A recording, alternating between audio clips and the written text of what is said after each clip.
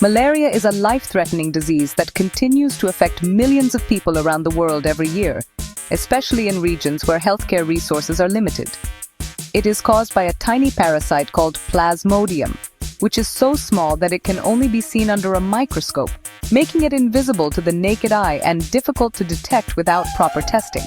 This parasite depends on a specific carrier to move from person to person, the female Anopheles mosquito, which is active mostly at night and is the only mosquito capable of transmitting malaria. Malaria is most common in warm, humid regions like Africa, Asia, and South America, where these mosquitoes thrive in abundance, especially near standing water and tropical environments. The disease spreads only when a mosquito bites an infected person, picks up the parasite, and then bites someone else, passing the parasite into their bloodstream. You can't catch malaria from another person directly. There's no risk from touching, sharing food, or being near someone who is sick. Only the bite of an infected mosquito can transmit the disease. For centuries, people blamed bad air or mists from swamps for malaria, not realizing that the real danger was buzzing nearby. But scientific discoveries eventually revealed the true culprit: microscopic parasites carried and spread by mosquitoes, not the air itself. Understanding this chain of transmission, human-mosquito parasite, is absolutely key to breaking the cycle and stopping the disease from spreading further. Thanks to modern medicine and scientific research, we can now diagnose malaria quickly, treat it effectively, and even prevent it with tools like bed nets and preventive medicines. Malaria is not unstoppable. It's a disease with a known cause and proven cures, and with the right actions, it can be controlled and even eliminated. By learning about malaria and sharing this knowledge, we empower ourselves and our communities to take action, protect our loved ones, and move closer to a malaria-free world for future generations. Malaria begins with a tiny, single-celled organism known as the Plasmodium parasite. Of the several species that infect humans, Plasmodium falciparum is the most dangerous, responsible for the majority of severe cases and deaths worldwide. This microscopic invader is invisible to the naked eye, yet it has shaped human history for centuries. The Plasmodium parasite has a complex life cycle that requires two hosts to survive and multiply: humans and the female Anopheles mosquito. Without both, the parasite cannot complete its journey. Only female Anopheles mosquitoes are capable of transmitting malaria, because they need the nutrients found in blood to develop their eggs. Males, on the other hand, feed only on nectar and do not spread the disease.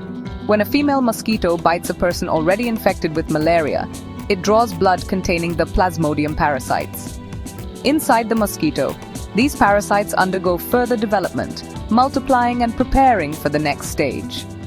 After about 2 weeks inside the mosquito, the parasites migrate to the mosquito's salivary glands, ready to be passed on to another human host. The next time this mosquito bites a person, it injects the parasites through its saliva directly into the new person's bloodstream, beginning the infection all over again. Interestingly, the mosquito itself does not get sick from carrying the parasite. It acts only as a vector, a crucial link in the chain of malaria transmission. Just one bite from an infected mosquito is enough to introduce the parasite into a new person, setting off another cycle of illness. That's why controlling mosquito populations and preventing bites are absolutely essential steps in stopping the spread of malaria. By breaking the cycle between humans and mosquitoes, through education, prevention, and community action, we can dramatically reduce the number of new infections. Understanding the mosquito's unique role in malaria's life cycle is the foundation of all effective prevention strategies. Every effort to avoid mosquito bites, from using bed nets to applying repellents, brings us one step closer to ending malaria for good. After a mosquito bite, Plasmodium parasites enter your bloodstream and head straight to the liver. Inside the liver, they multiply silently for 1 to 2 weeks, no symptoms yet. Then, thousands of parasites burst out and invade your red blood cells. Inside each red blood cell, the parasite multiplies again, eventually bursting the cell and releasing more parasites. This cycle repeats, causing waves of fever and chills as red blood cells are destroyed. The destruction of red blood cells leads to anemia, weakness, and fatigue. In severe cases, infected cells can clog blood vessels in vital organs, causing life-threatening complications. The most dangerous form, Plasmodium falciparum, can block blood flow to the brain, leading to cerebral malaria. Quick treatment is critical to prevent severe illness or death. The parasite's journey inside the body is what makes malaria so dangerous. Recognizing symptoms early can save lives. Malaria symptoms often mimic the flu, making early recognition vital. About 10-15 days after infection, high fever is usually the first sign. Chills, intense sweating, headaches, and muscle aches follow. Malaria's classic symptom is a cycle. Sudden chills, high fever, then heavy sweating, repeating every 2 or 3 days.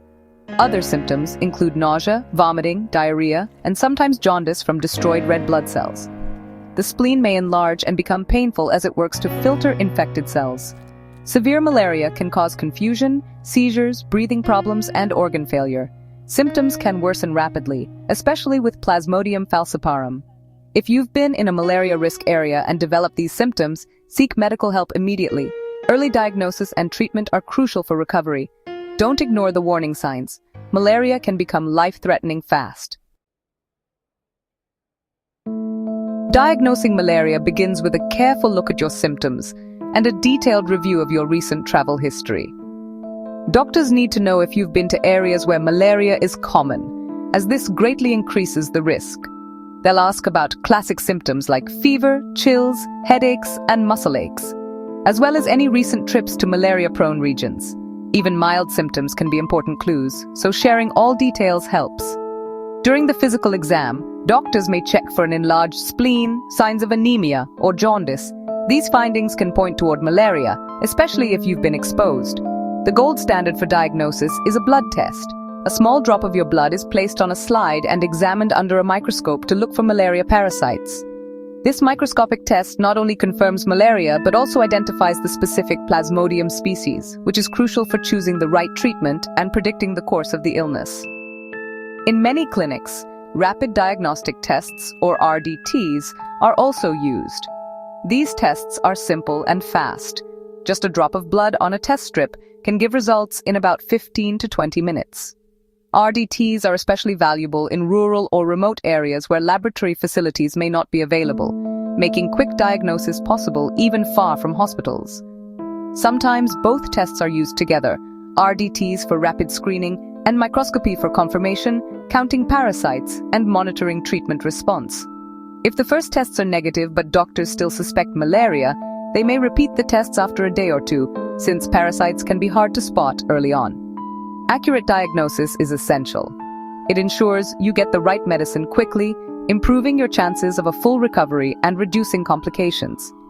Early detection not only saves lives, but also helps prevent malaria from spreading to others in the community.